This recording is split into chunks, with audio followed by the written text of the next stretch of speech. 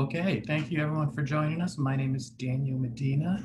For those of you who don't know me, I've been with Investors Advantage since 2006. We're happy to bring you our Wednesday webinar. And if you haven't been to our on a webinar before, we are streaming live on Facebook. So please make sure you invite your friends and let people know that we're doing this. We are part of a larger group called Elite Financial Network.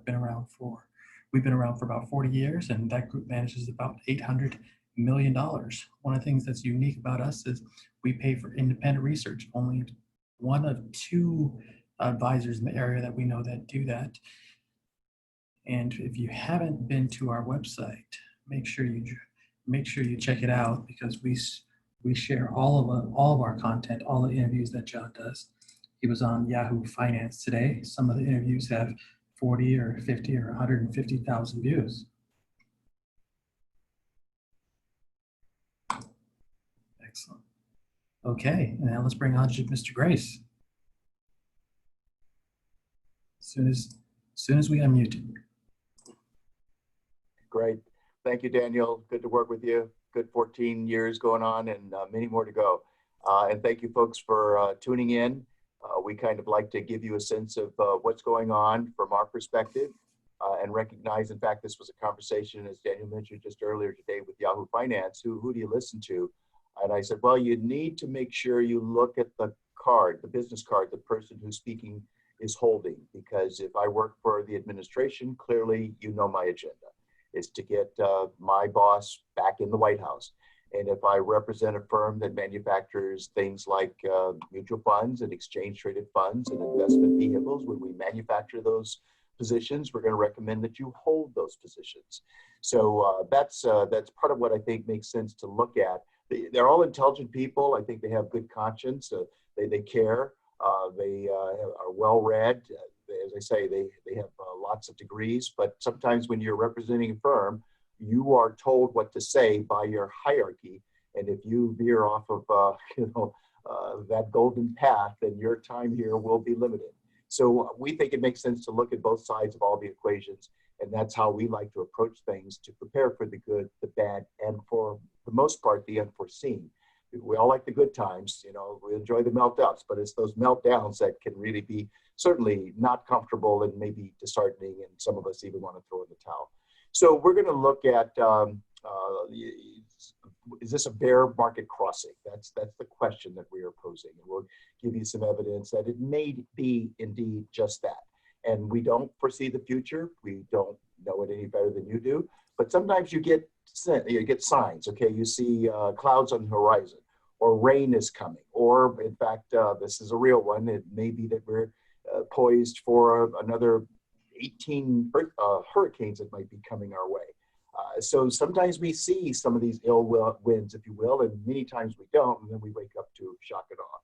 Interesting to note that Walmart is now requiring, they're the largest retailer in the world, and the company is now requiring those of us who shop at Walmart to wear a mask. And I think that's a very good idea. In fact, I think it's such a good idea. It might be something that we want to do as a nation, not just when we're shopping at Walmart, if we want to survive this COVID-19, which, as I say, is a disaster of epic proportions. And we don't yet see all of the ways that it's playing out, but I think it's going to touch everything and maybe even upset a great number of apple carts, if you will.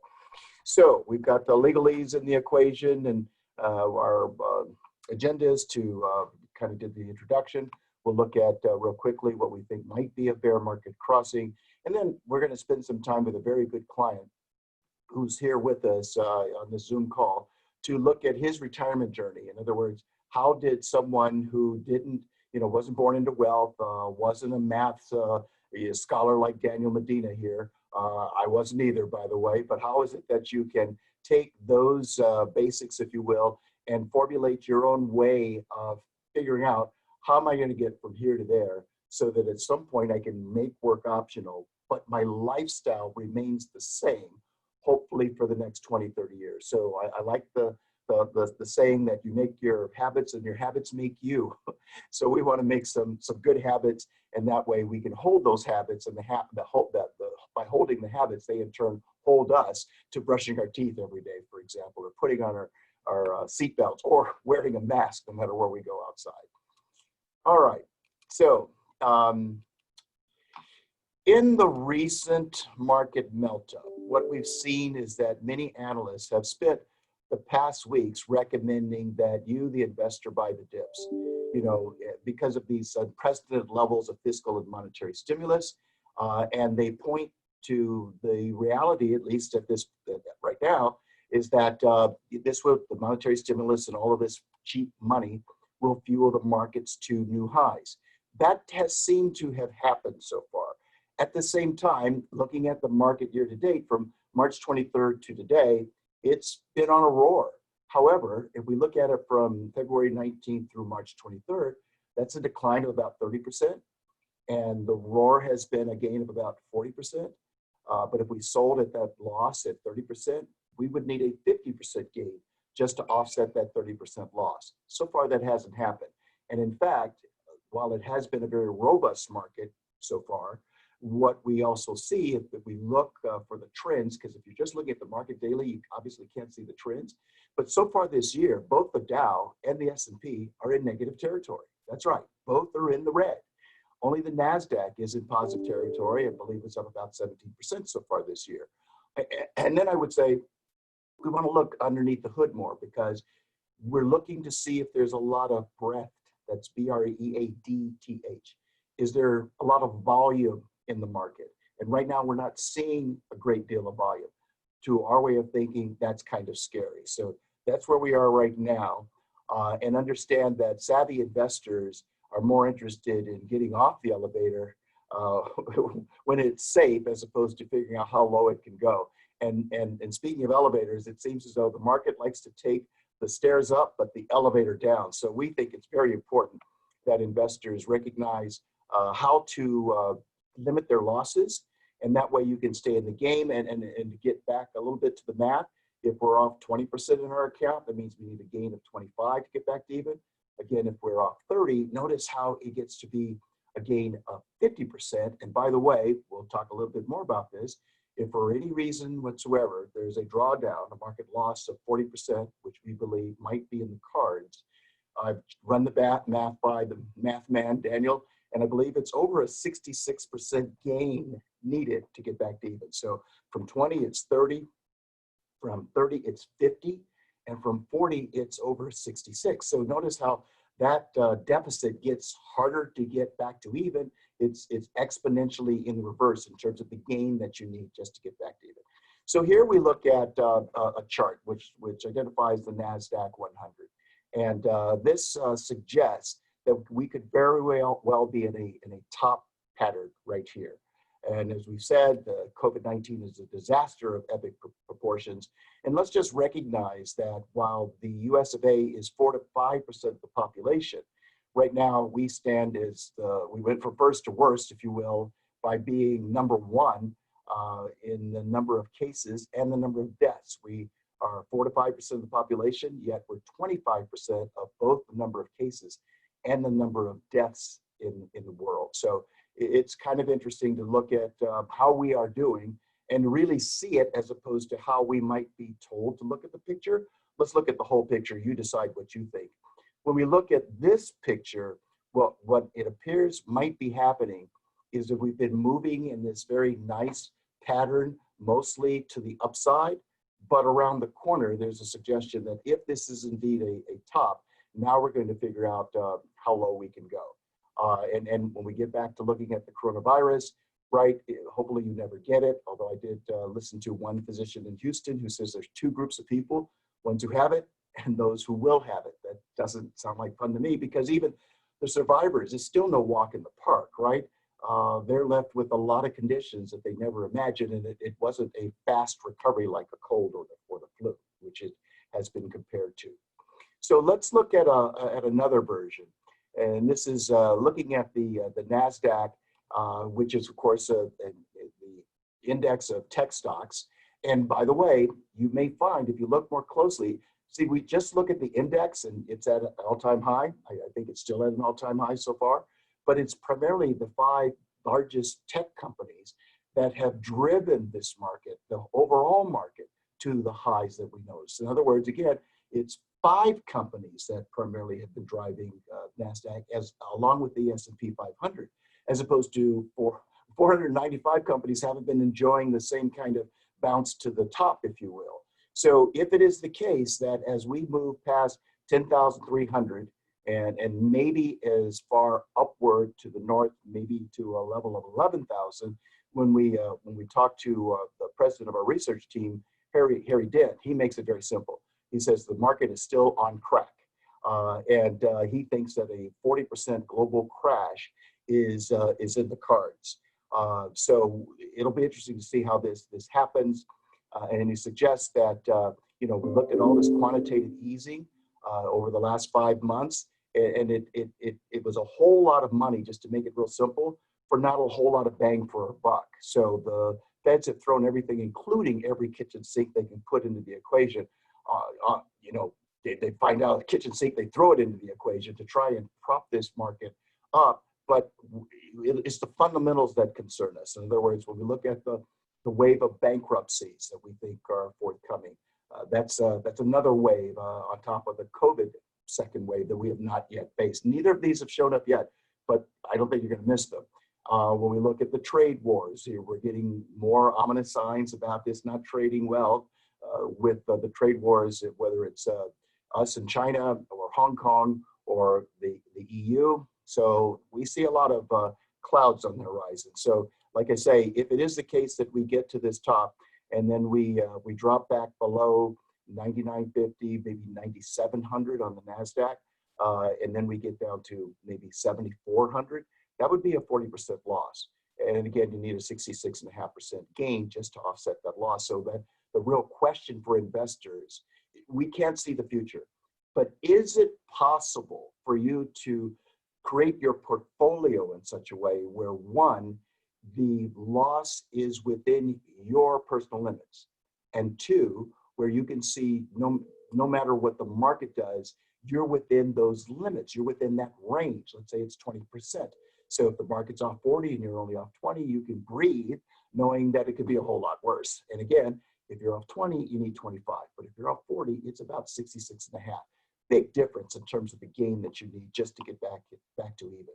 We don't like taking those bets in terms of making the gain necessary to be larger than it necessarily needs to be. All right. So, and in terms of timing, Harry Dent suggests over Dent Research that we could watch this thing kind of bounce around for the next 3 or 4 months and then perhaps become unglued. So there may be some time to kind of get your ducks in a row, get your house in order, and determine what kind of loss you can live with. And then, as I say, look to see what you can do to keep your portfolio performing within those kind of losses, your personal losses. So we see the trend line at NASDAQ around 10.5. This goes back to 2009.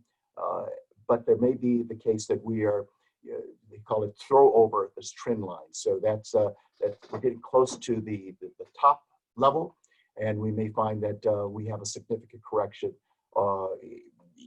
just before the election time. That's what we're looking at in terms of potential timeline. Okay, so I'm going to leave it there. We'll open up for questions, but in the meantime, we want to have Donald Bailey share his ideas on his road to a successful retirement. And one of the things that we've learned from our clients, there are those who budget really well and those who don't. And as I say, seeing as we make our habits and our habits make us, we want to learn from the best of the brightest in terms of each domain where there's a specialist who's really mastered their craft.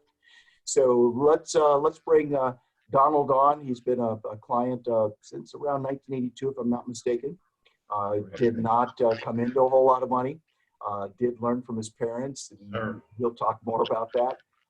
But Donald, give us a welcome and give us a little background, if you will, in terms of your schooling, your profession, and then we'll talk about some of the habits you started developing. I think was it 4 or was it 8? So break us up to speed here, please. All right, thanks, John.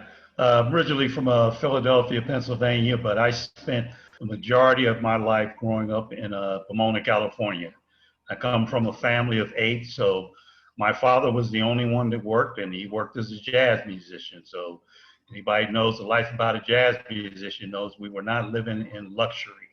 And if I wanted money, the only way that I was going to go out and get it was to earn it. Starting from pulling a little red wagon around with bottles in it where you should return them for deposits, to getting a paper route. And from my paper route, I went on to hold a job as what they call, back then they called them box boys or baggers, clerks.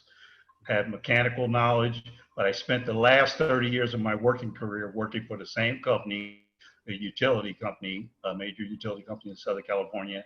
And I went from that to starting off as fueling the vehicles that went around, to actually getting involved in safety. And I laughed about it because my first job was a paper boy, and my last job involved a lot of paperwork.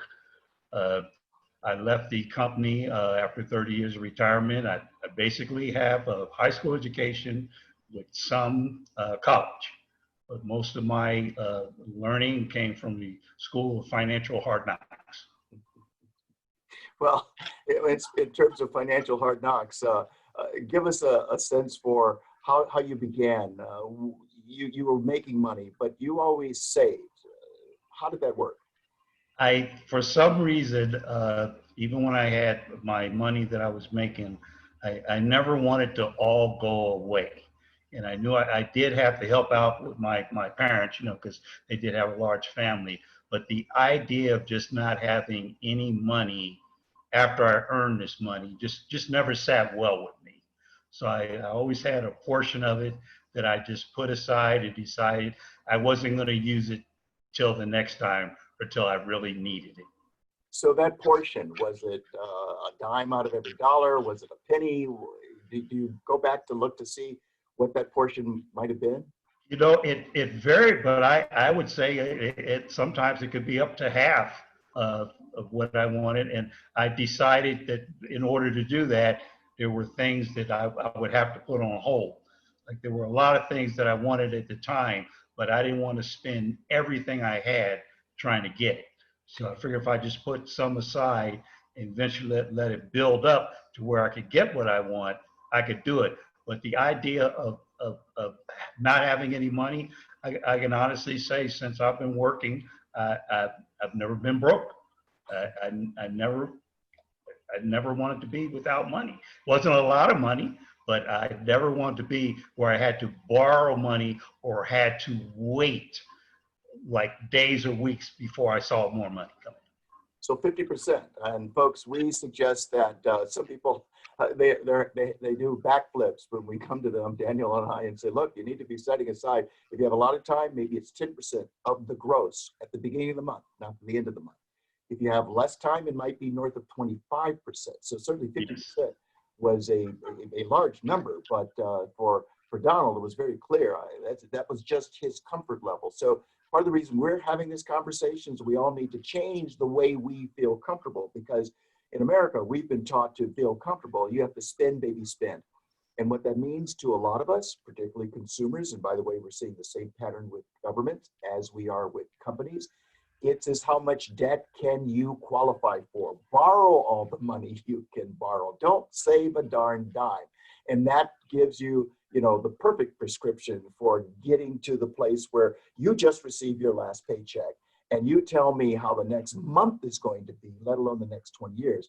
And by the way, I didn't make that up. This comes from that month number comes from Dr. Quincy Crosby, an economist with Prudential, who suggests that 54% of Americans have no resources outside of 30 days. No resources. Another source we found suggests that many of us will be destitute in 30 days, homeless in 30 days. So as long as the money is rolling in, right, everything's fine. But it's when that money stops, kind of like when the tide goes out, that we see who is swimming naked. We can see who is having a real tough time. So 50%, Donald Bailey, that's a large margin, but that certainly helps you develop that habit to keep it somewhere between 15 and 20% is the recommendation that we have, so people can retire and know that they're going to have enough money for the next 10, 20, 30 years. Have you seen situations, perhaps with family or friends, where you saw them take out loans, or you discovered that they took out loans that astonished you? Yes, I have a sister and her husband. I admired them. They've been married for almost 30 years at the time. When I asked them, they stayed in their same house, stayed in their same job, raised two wonderful children. And I said, wow, well, you guys should be just about getting ready to retire now, and you should be set. And he said, we can't retire. We took out a second and third on our house. We're going to pretty much have to work the rest of our lives to maybe pay that back. And I always thought they had that together. And when they look back on it, you know, they do have some regrets about taking the second and the third out because of where it led them and what position it put them in, which is they cannot look forward to early retirement. I didn't want to be in that position. Well, and then you had a big discovery with the car loan, if I'm not mistaken. Tell us about that one, please. Yeah, that was kind of a my old doing. I bought a car, I want to say a Mercury Tracer at the time, and then it wasn't really what I wanted. And then I saw the next car that I thought I really wanted, which was a Honda. And I said, well, I only had the car for not even a year. I'm going to trade that in for that Honda. Not realizing every time I did this, yeah, the dealership would take my newly purchased car from another company in, but they tacked that on. By the time I finally found the car I wanted, which was another Honda with a stick shift, the car I dreamed, I had bought 3 cars in a matter of 2 years. So I ended up paying, because you have to pay that. The dealership will pay off your loan, but you have to pay those loans. So in effect, I ended up paying for 3 loans for the car I finally wanted. That was a learning lesson. That's a big one. But I think there's another one that I want you to talk about as well. I think it was a used car, if I'm not mistaken, someone dear to you, and you looked at the loan rate if the payment wasn't made, and that was another aha moment. Oh yeah, that looking at how long, not only the loan rate, the payments, and what would happen if I didn't make a payment, and it turned out in the end it was going to be way more than what that car was worth. Well, wasn't there a loan that where the payment wasn't made, but the interest rate after that payment wasn't made shot up to, what was it, 80%? Oh, I think that wasn't for me. That was for Right. one of my siblings. Yes. Yes, yes. So what was the real cost of the money when tell us about the deal and what ended up being the real deal? Well, I think what ended up, it was one of my family members bought the car and had not looked at the interest rate or the loan rate. He just needed this money. What it was, he took out a loan to get something and hadn't looked at it. They just told him, yeah, you can pay it back. And by the time I got a hold of it, because he was wondering why the balance never went down. And by the time I looked at it, I said, do you realize you signed this thing? This is at almost 98% interest. So you basically borrowed $2,000 and you're going to give them $2,000 for the $2,000 that you borrowed before you ever get to pay this money back. Well, there used to be a limit to those kinds of deals, right? Not anymore. That's changed. 98%, and that's lawful? I did not think it was legal. If you sign it, it's legal. Wow. So Yeah. you have to do your research and know what you're signing in the end. Look and see where that's going to end up and how much you're going to be paying. Well, and if this isn't a skill that you have some friends who have this skill. So before you sign anything, get a second opinion as to what's the worst thing that could happen in this loan arrangement, and can I survive that? Because you don't want to find out about it after they're coming for the car or coming for you and telling you how much you owe, and then blowing up your credit report. And it's that's an OS moment, which of course stands for oh shucks, right? Yeah. Yes. That's what it stands for, something like that. Get advice. So when it comes to like traveling, sometimes we get to particularly in the old days where you had to take, either cash or an American Express card or traveler's checks, and then you find out that you've run out of money. How is it that you traveled in such a way that you always had cash? You never worried about running out. I made a plan. I actually tried to figure out how much it was going to cost me in gas, food, if I had to stay somewhere along this journey. I never left the house without several $100s in my pocket, or several $100s that I could access. It didn't make sense to me that I would go out on a journey and not have a plan and just figure out that money's going to fall like manna from heaven, or I'll find some money on the side of the road, and to not have this plan together to make this journey. And I think the same thing when I decided I wanted to make a financial journey.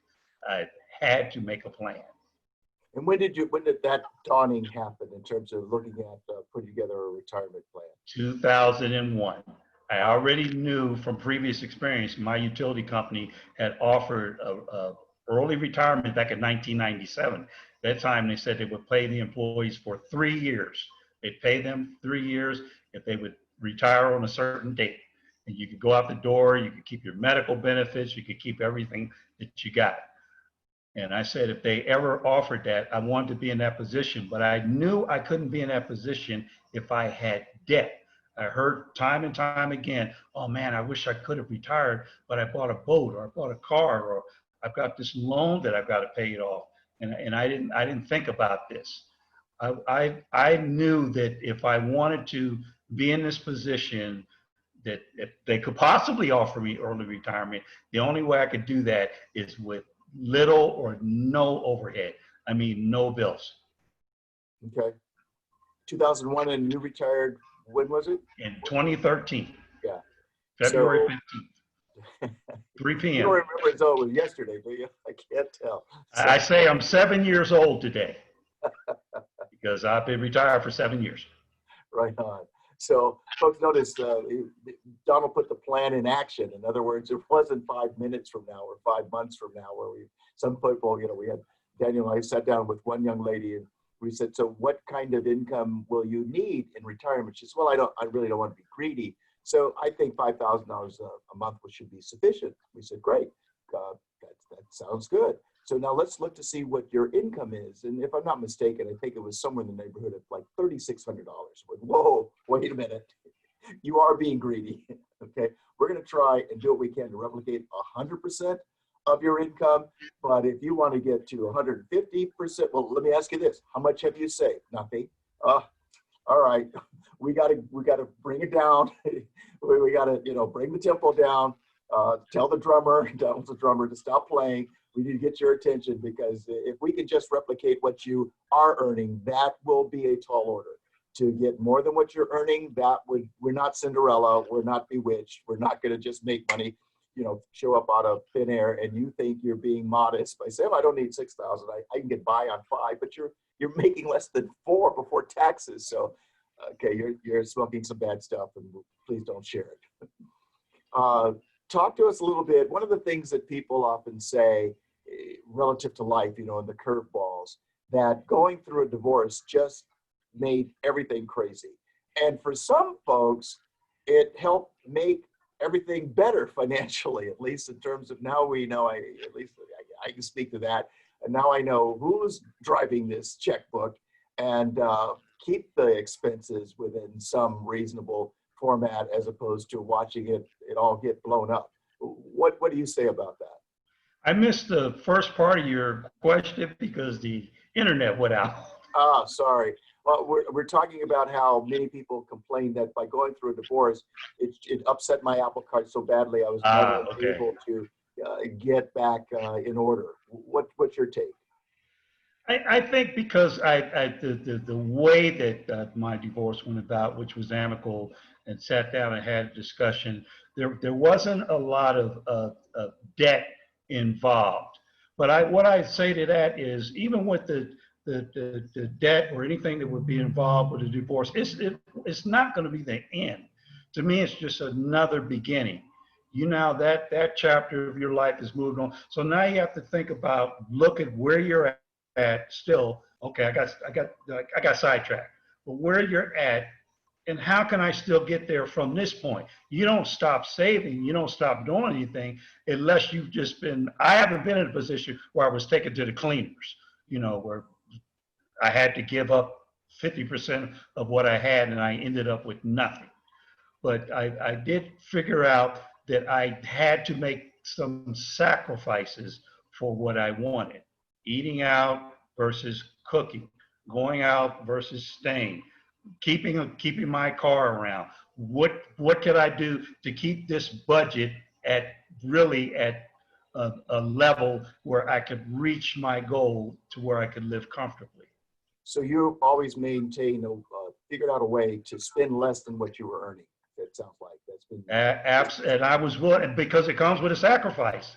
Yeah. It comes with the sacrifice. If you want steak and you can't go out and get steak, and you decide you're going to eat peanut butter and jelly sandwiches or hamburger and hot dogs or hamburger helper or whatever it is to keep your budget low.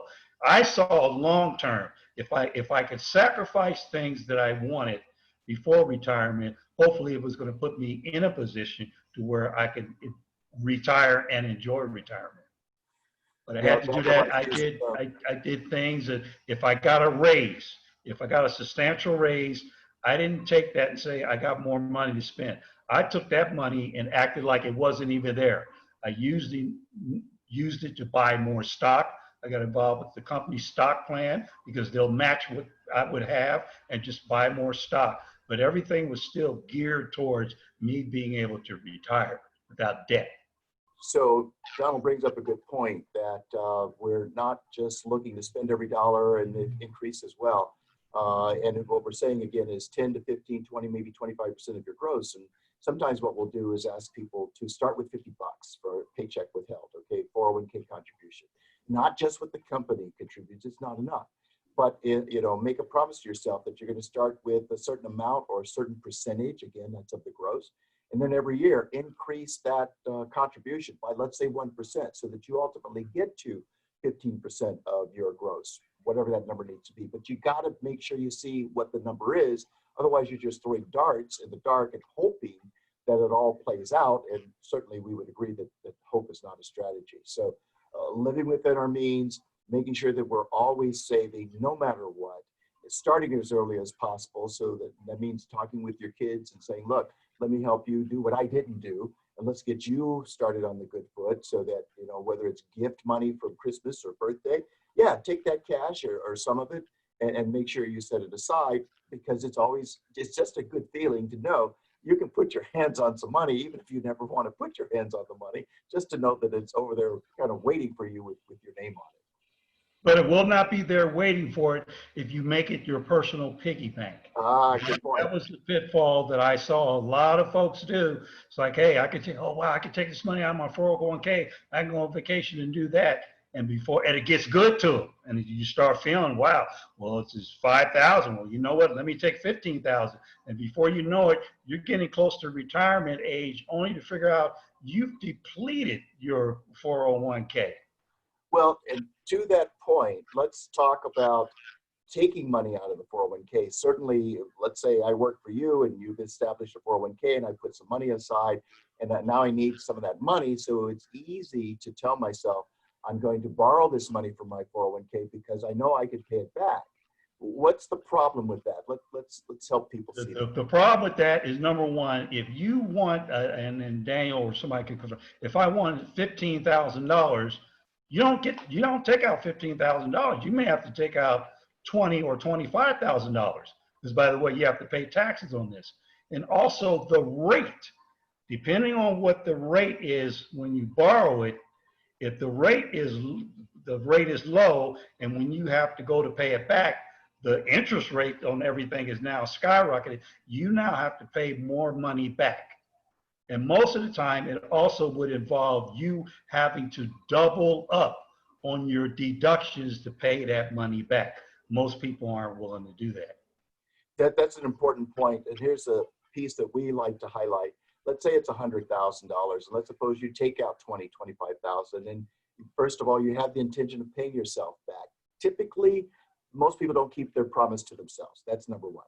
Number two, here's the deal. if you do put back the 20 or 25,000, your account is still below where it was when you had 100. So Yes. if the account with no more contributions at 100 was getting a 7% return just to make up an annualized rate of return, that money could very well be worth twice as much. Well, it's 100,000 with the 200,000 in the next 10 years or so. But if it was, I had only 75,000 because I took out 25 and I'm putting the 25 back over time, that 75 plus the contributions never gets close to in 10 years, 200,000. The math just doesn't work out that way. And that's the math most people don't do. It's so easy just to go get the money and run without recognizing the real cost of this money in terms of how much less you're going to have over time, because the account value wasn't as high as it was after the withdrawals over the same period of time, even under the best conditions where you're paying the loan back. Yes, I believe there are penalties for taking that money out before it's time for you to retire. Well, this is true. It's 59.5. If you take the money out and you don't roll it over within 60 days, then you get to pay the penalty of 10% and the tax. So that's another good point. If you, the maximum cost, if you will, might be 40 or 50%. You've got state, you've got federal, and then if you have the 10% penalty on top of that, it's very expensive money. So we would say, if it is the case that, a loan is needed, look for a real loan someplace other than your Some other place. All right, where now you are effectively conscripted to pay this money back or we'll come take your stuff. That loan will probably be repaid, probably more likely than not. But when we borrow it from ourselves, well, it just seems like we don't keep the same promise to ourselves that we do to the people who can take our stuff. Yeah, you want your savings to remain a savings. Yes, not a put and take account. Put it in, take it out. So we had, as an example, Daniel and I had the pleasure of working with one couple. I mean, it's one thing to look at the folks who found themselves buried in debt, but they stopped digging, so the debt didn't get any worse. We had the pleasure of working with one couple, and this is a good kind of example to discuss, where the husband had sold 2 businesses for $2.5 million. That means they had $5 million invested, and their lifestyle required that they live at the rate of $200,000 a year. Just so happens that happens to be 4% of 5 million, so 200,000 is probably pretty manageable. Their first aha moment was that the last thing they could afford to have happen is to watch $5 million drop by 50% to $2.5 million. Because the math then is, instead of a 4% withdrawal to take out $200,000 a year, to the extent that you still need $200,000 a year, but the level is 2.5, now the withdrawal rate needs to double to 8% from 4%. So by virtue of the account getting crushed by 50% and the withdrawal being increased by 100%, that's a double whammy that this plane is coming out of the sky, and that $5 million will never be seen again. So it's a good idea to make sure we keep the withdrawal rates in line and that we keep the values as intact as possible. And one of the things we learned from this particular couple is they set a budget. And by the way, math and budget are words that are okay for all of us to learn to use and embrace, okay? Budget is not sexy, but it's a beautiful thing. And Daniel and I found ourselves looking like Cheshire cats when they said their budget to travel to Europe was, I believe, $21,500. That was their budget. That's what they like to spend when they go to Europe for the time that they go. And they would take this money and put it in an account that they both have access to. And notice they both have access to it. They both understand what they're doing. They're not, one's not depending on the other, or one's not mad at the other one, or one's not waiting for the other one to tell me what I can do. They had 21.5, and they would keep track of how that money was being depleted. And within about 30 days, as the account value would be coming closer and closer to zero, guess what they did? They smiled at each other, started packing, and said, okay, that was fun. We spent what we came here to spend, and now we're going home, and we'll be back here next year. That was when we could travel.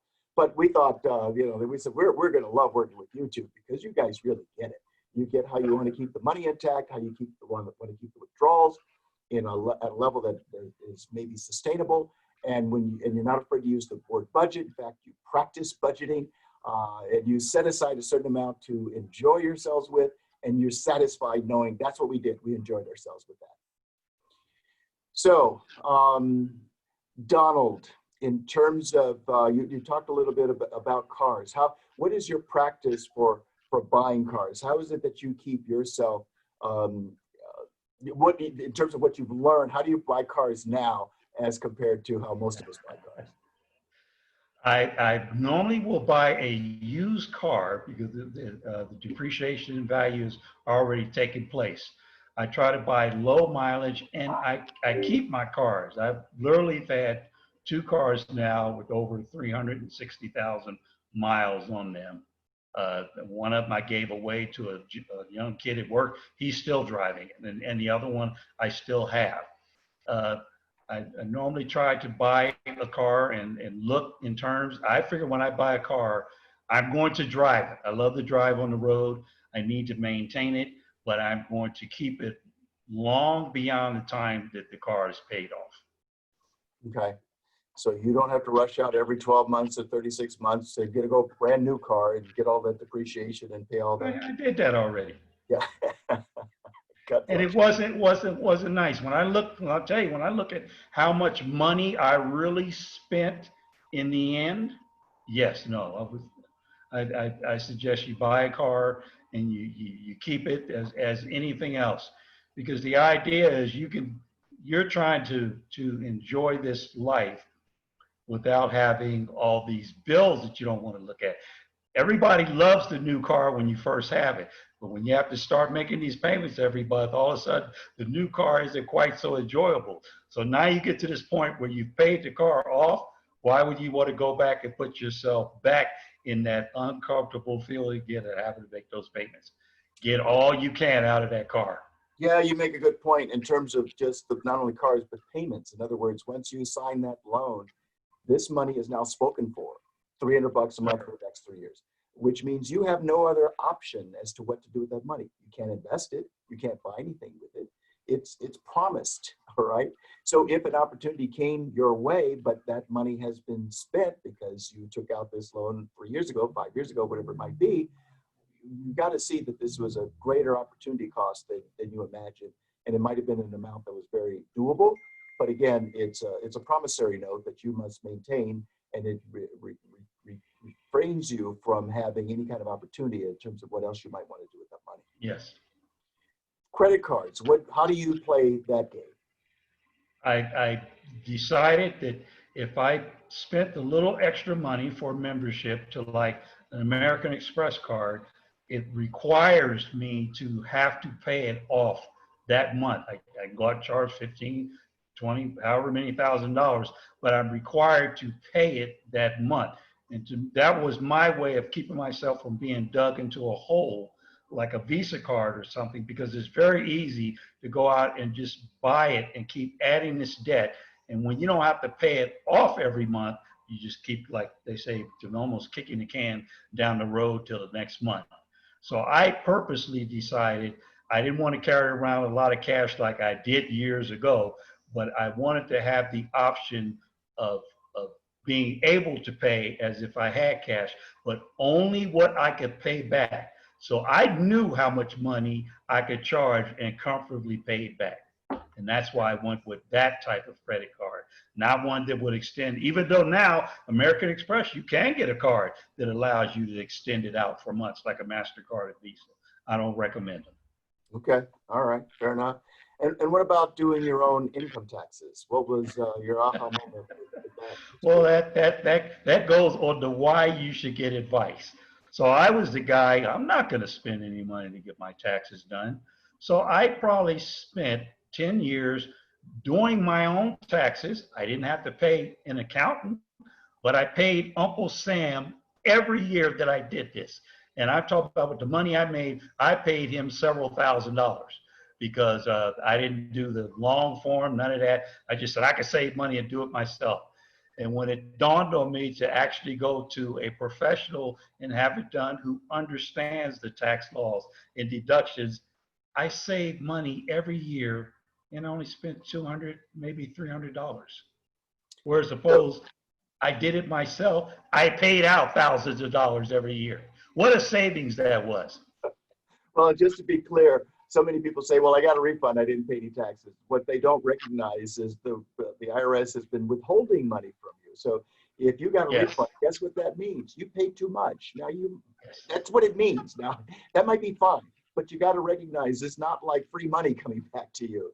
And by the way, it's interesting looking at this being tax time, right? This year, July 15th. And some people saying, wow, that certainly gives me a break. I'm not so sure it gives you the break you think it did, because from what we can see, 30% of Americans are due a refund. So what that means is if we paid too much and we filed later than we needed to, guess what? They got interest-free money from you because you didn't want to bother filing your return, which is what you're going to do eventually. So they kept the money longer than they normally would have, which obviously does not help you one bit. So it does make sense to look at the games we're playing. Let's look at the rules that we want to maintain. Let's check out our habits. Let's support each other in making good habits and keeping those habits, so that, you know, the way we look at it, we can play the money game to win, as opposed to playing it in a way that we always feel like we're the losers. So I think we did good. Daniel, what did we miss anything, or what questions do we have at this time, please? We got some questions that came in. First one for you, John. You mentioned companies are driving up the stock market. What 5 tech companies are those? Well, that would be the giant 5, right? Let's see: Apple, Facebook, Google, Amazon, and who am I missing? I don't think it's Netflix. They're in the top 10. But the 5 giant, the mega stock tech companies. I got 4 of the 5 for sure. And next question for you, Donald. What was the biggest challenge to get to retirement?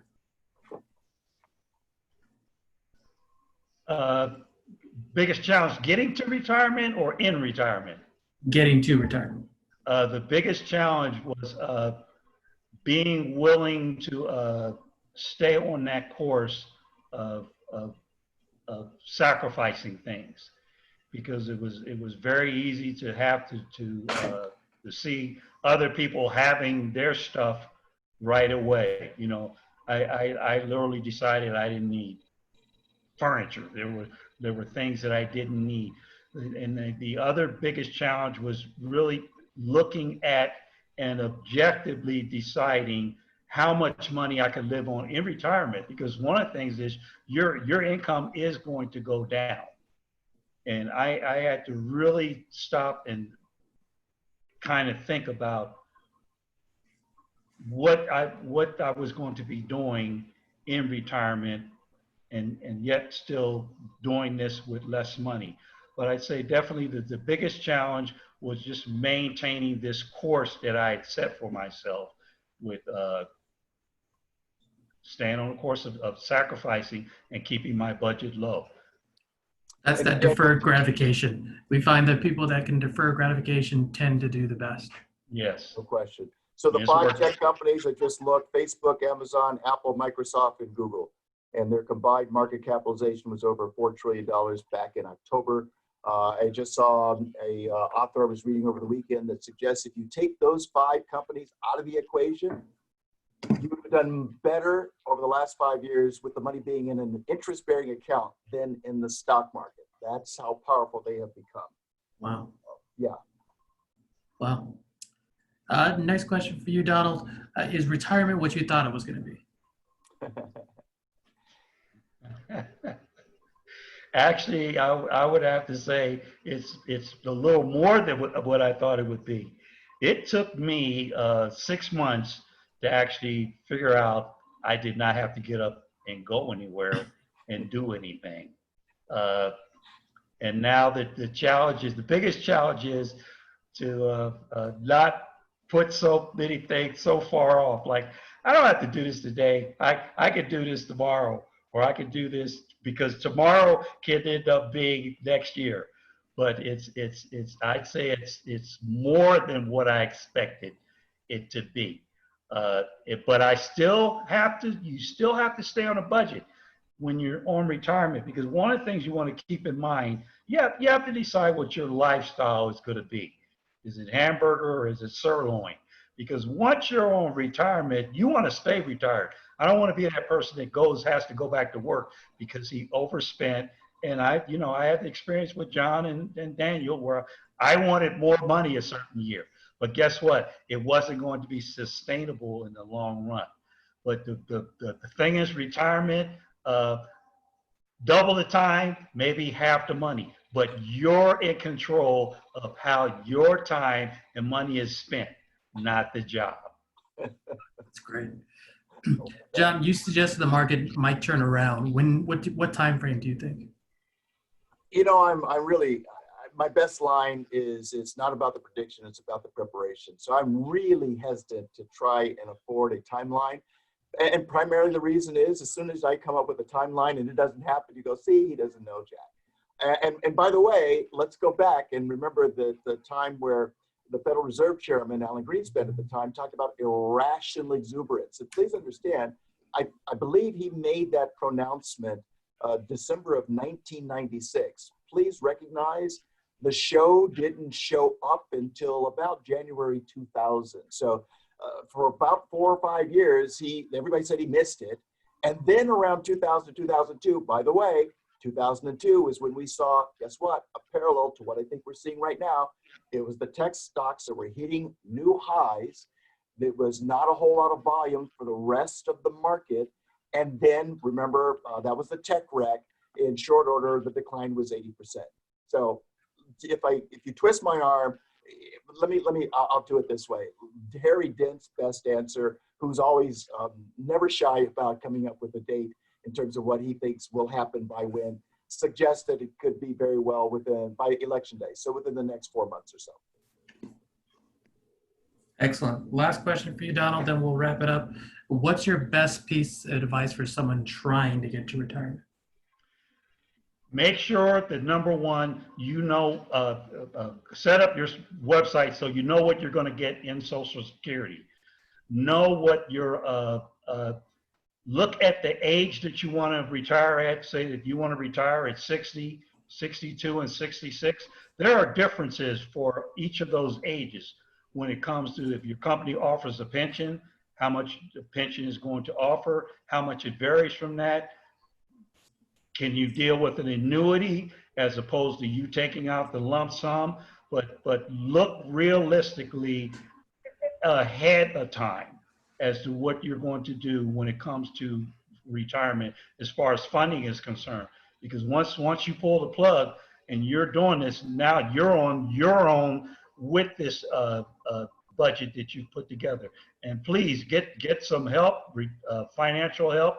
John and Daniel have been great. We've had a great relationship with doing that. Seek advice out from your coworkers and take advantage of any stock savings plan that your company, if it offers them. I realize it's going away for a lot of companies as well as pension, but if they offer that, look and find out what's available with you. But don't wait till you get at the end of the journey to figure out that you don't have enough. And let me add, Daniel, you might want to chime in as well. When it comes to Social Security, so many of us just look at how soon can I get how much? Well, that's an important question. But as Donald's alluding to, look behind the year you're thinking of starting Social Security. Look to see what your financial situation is, because let's understand, at least right now, for people who are suddenly who are getting into their 60s, every year you delay starting Social Security, your benefit increases by 8%. So don't look at how soon you can get it without looking at if you delay it, and you can always start it any year you like.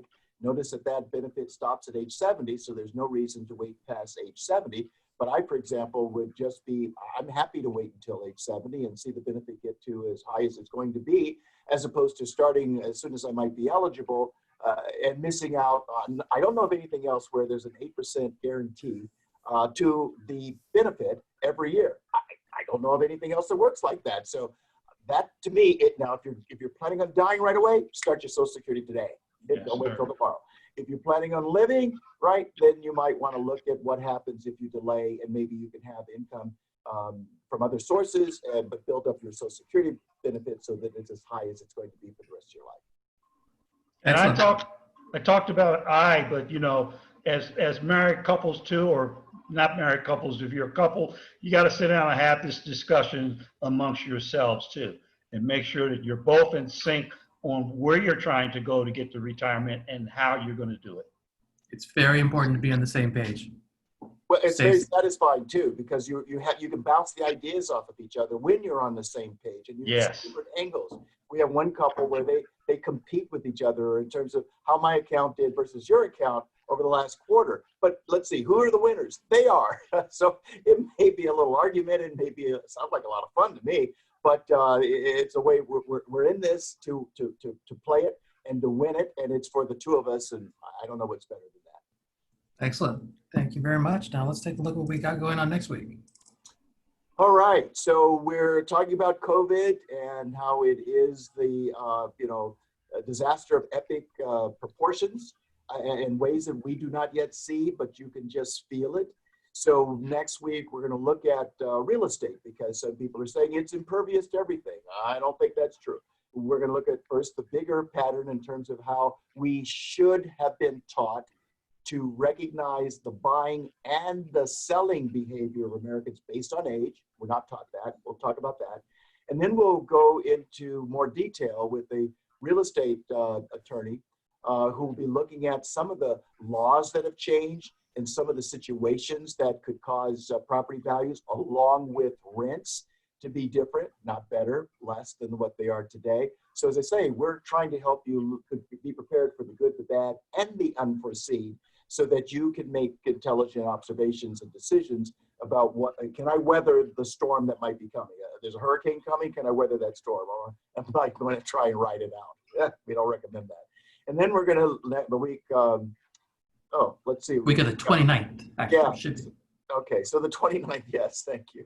We're going to talk about long-term care. It's one of those issues that we find more and more clients are interested in.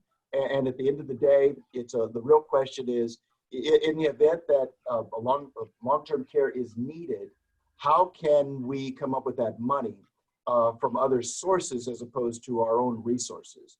Maybe not 100%. Do we want to rely on the insurance company? Maybe it's 40% or 50%. But whether it's an annuity or Social Security, there's a good benefit to see money coming in that you don't have to do anything for, that's promised you under the conditions that cause you to receive that money. So we'll be talking about the long-term care options, the need for it, and how the policies have changed. And actually, there are a number of policies that we do like, as opposed to some that we don't like. So we'll be getting into the details on that. And by the way, if anyone does have any questions and would like to talk to me personally, John and Daniel, feel free to give them my number. Will do. Thank you, Donald. Yeah, we'll provide that at the end, right afterwards. We'll say thank you all, and check this out. And if you want to talk with Donald, really appreciate that, Donald. Most people wouldn't do that, you know that. But to me, there's something very refreshing about being able to talk with a real life person who doesn't have an agenda and is willing to take some time to say, well, here was my situation. Here's what you might want to do. And they're really on your side, because they're not trying to take anything away from you. And they have Absolutely. Share the wealth. Yes, sir. Good idea. So we're going to suggest that many investors have discovered or will discover they weren't as well prepared for the last 4 months or the next 4 months. You can certainly be better prepared for the next 20 years. And for us, that's what it's all about. Feel free to have us sit with you. We can find a way to do that virtually or in the office. We have room.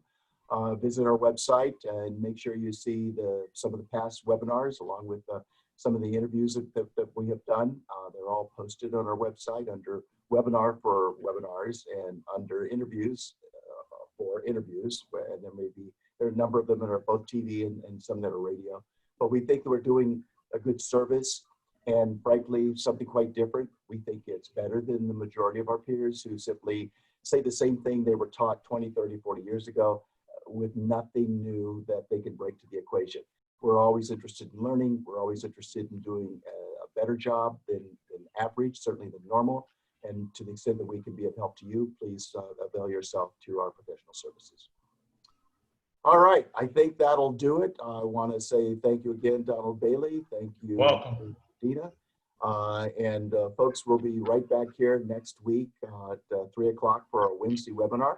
please spread the word, and we'll see you then. In the meantime, may God bless you, and may God bless America. Stay safe.